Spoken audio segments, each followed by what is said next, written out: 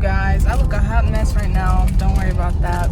But me and mom are on our way to Winn-Dixie because I'm finna make some macaroni. I'm about to make some Cajun mac and cheese for dinner. And I've never done this before, so we're just gonna hope for the best and hope things work out. So like I said, we're on our way to the store. We're about to go get some ingredients to make it. We got the goods. I'm gonna show you guys what we got in case you guys are cooking along. For the cheese sauce, it's pretty much what we went to the store and got.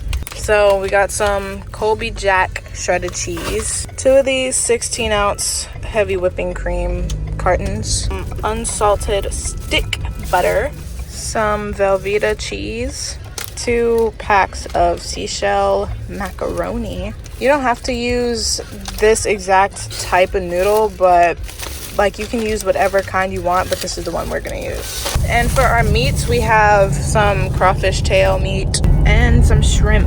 We don't need no Wendy's, we about to cook food at home. Your meats aren't defrosted already, put it in some warm water so it can go quicker.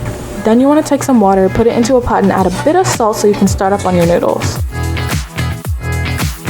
After adding your noodles, add a bit of oil as well so you can make sure all the noodles don't stick together, and make sure you mix it up too so you can mix that salt in so it doesn't just sit at the bottom of your pot.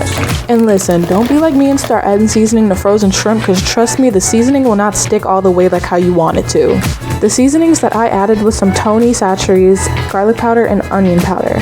But I do want to say that you should get some fresh seasonings because that will make it taste more flavorful and just better than how it turned out with just the seasonings that I used. When you're done adding seasoning to your shrimp, put some oil in a pan and then add your shrimp so that way you can start cooking it.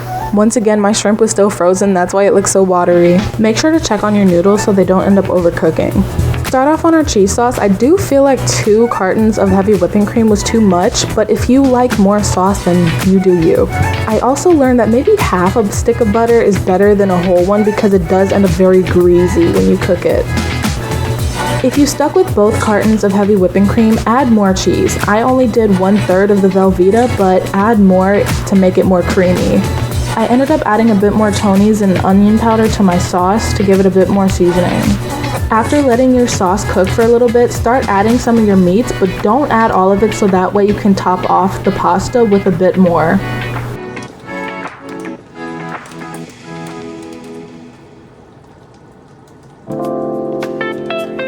Now you can start adding your noodles to your sauce so that way you can start mixing it together.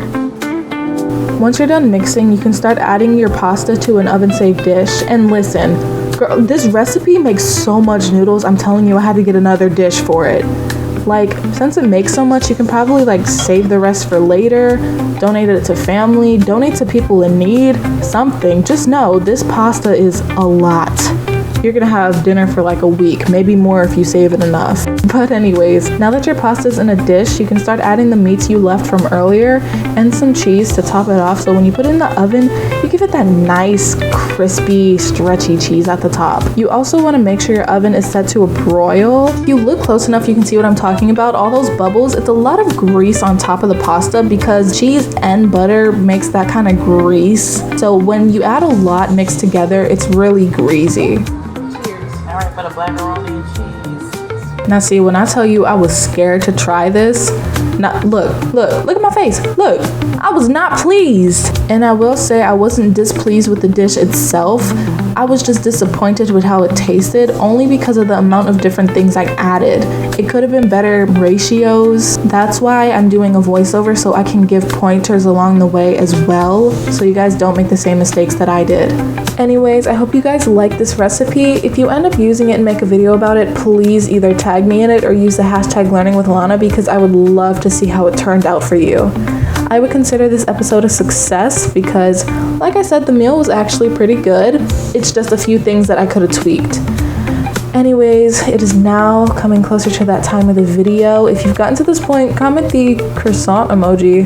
I don't know. I'm feeling like a croissant emoji mood right now. I don't know. But as I said, it is now time for me to be tuning out. Thank you so much for watching. Remember to take care of yourself, love yourself, and most importantly, that you are awesome. Bye!